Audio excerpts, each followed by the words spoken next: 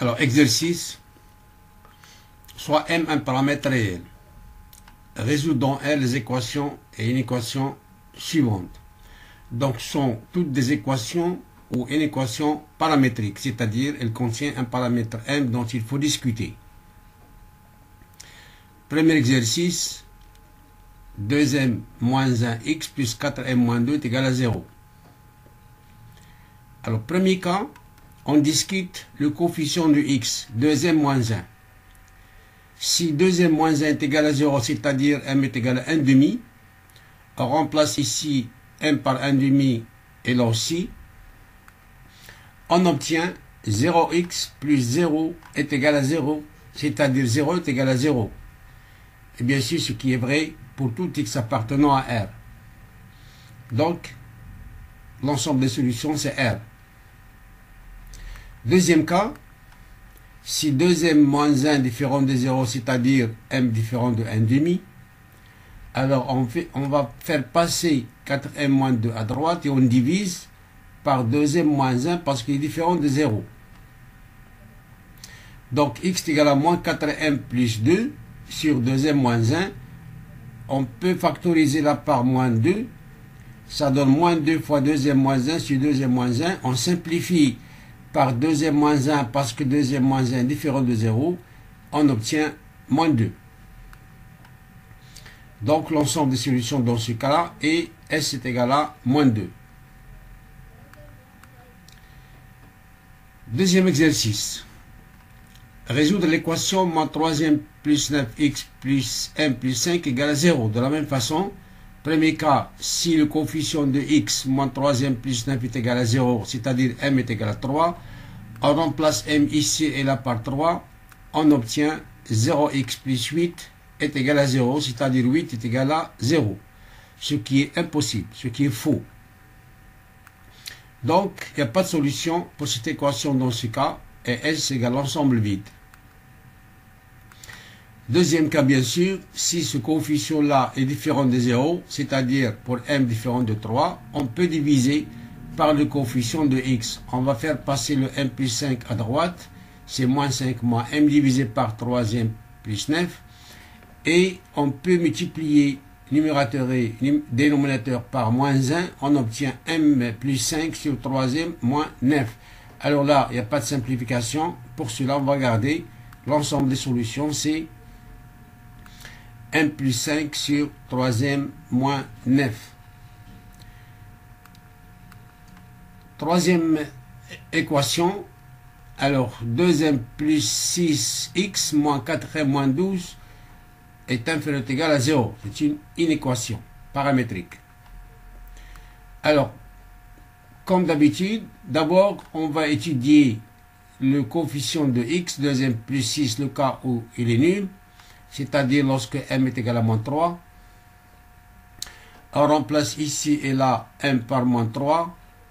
On obtient 0x plus 0 inférieur ou égal à 0, c'est-à-dire 0 inférieur ou égal à 0, ce qui est vrai pour tout x appartenant à R. Donc, l'ensemble des solutions, c'est R. Deuxième cas, alors là, ici, c'est pas comme l'équation, c'est une inéquation, donc il faut discuter les cas strictement supérieur à 0, strictement inférieur à 0 et est égal à 0. Donc, le cas où 2m plus 6 strictement supérieur à 0, c'est-à-dire lorsque m strictement supérieur à moins 3, donc on peut diviser, on peut faire passer le 4m moins 12 à droite, diviser par 2m plus 6 sans changer l'inéquation. Donc on divise, c'est-à-dire x est inférieur ou égal à 4m plus 12, on peut factoriser par 4. Sur 2m plus 6, on peut factoriser par 2. On ne va pas changer l'inéquation parce que le coefficient par lequel on a divisé, il est strictement positif. On simplifie par m plus 3 et il reste 4 sur 2 qui est égal à 2. Donc x inférieur est égal à 2, c'est-à-dire s est égal à moins l'infini 2. Troisième cas ici, lorsque ce coefficient-là est strictement négatif.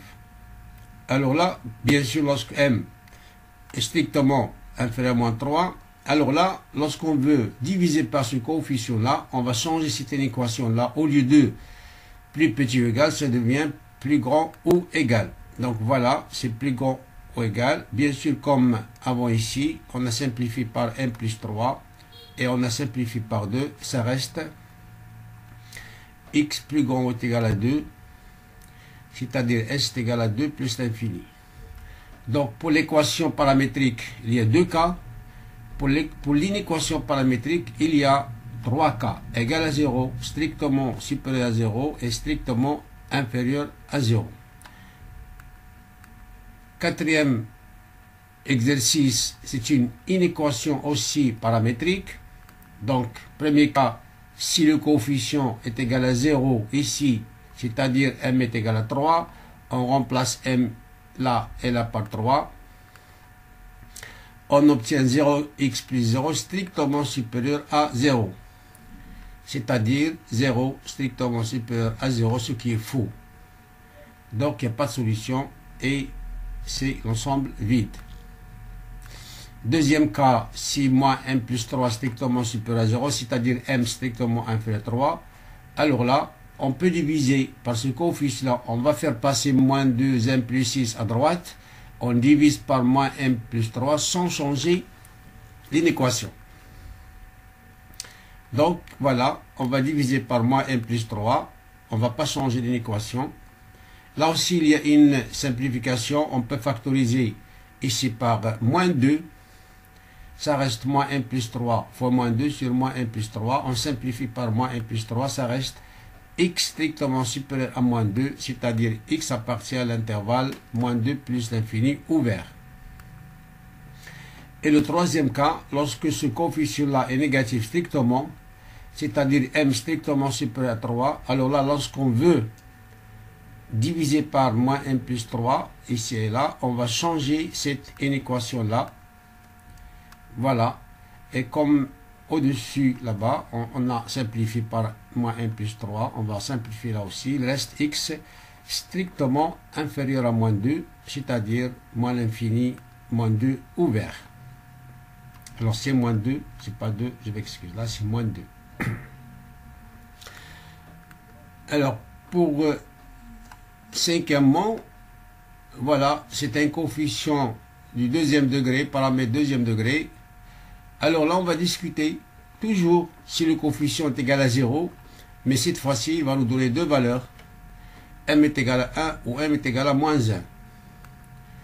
Alors, pour M est égal à 1, ça donne 0 ici, ça donne 4.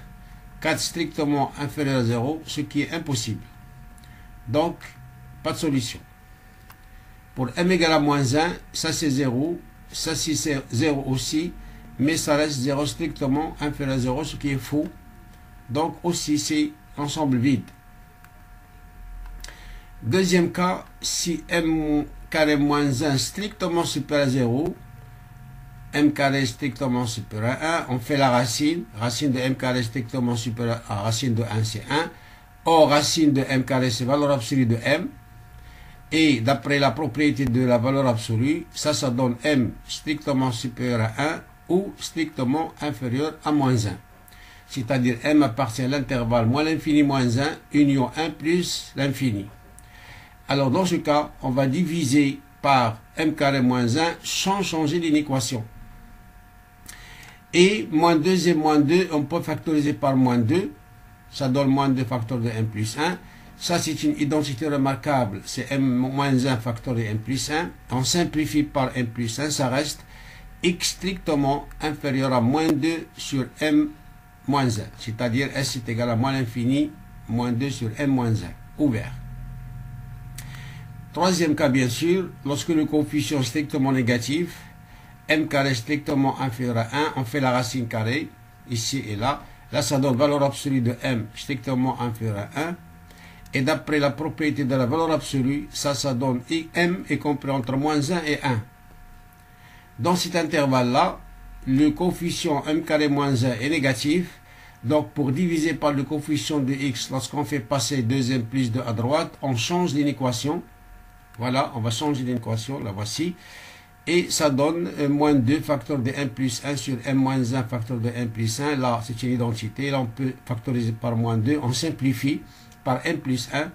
Et ça reste x strictement supérieur à moins 2 sur m plus 1. C'est-à-dire que s est égal à l'intervalle moins 2 sur m moins 1 ouvert plus l'infini. Voilà, ce sont des équations et des inéquations paramétriques, c'est-à-dire il y a un paramètre m, c'est un nombre réel, qu'il faut discuter.